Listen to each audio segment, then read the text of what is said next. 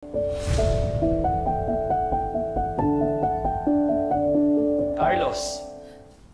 look, there's another complication.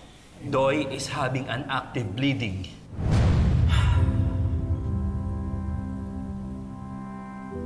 Since hindi makita ang source, a thoracic surgeon will help us. Bubuksan niya ang chest cavity ng bata to determine the source of bleeding. Dok, gawin niyo lahat para gumaling si Doy, please. Gawin niyo lahat, Dok. I'll coordinate with the surgeon. Please, Dok. Excuse me, naiwan ko wala.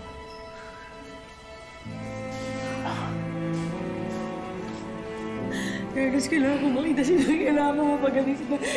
Kailangan ko siya makita.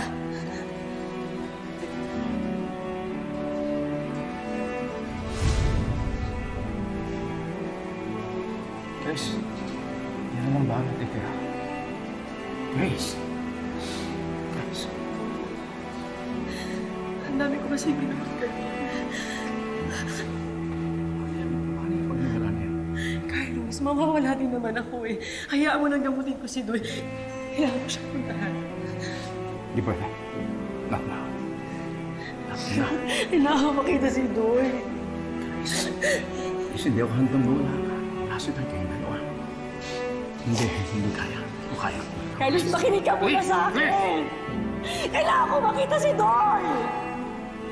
Kailangan ko siya mapagaling! Grace, balik mo na yung injury ko. Magaling ko si Doy. Malis ka na dito. Malis ka na! Carlos! Malis ka na! Carlos! Tama na! Naiintindihan mo yung kalagayan nito.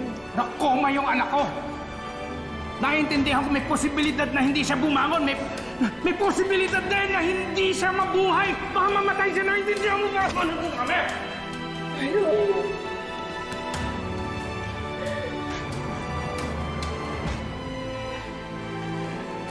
Carlos!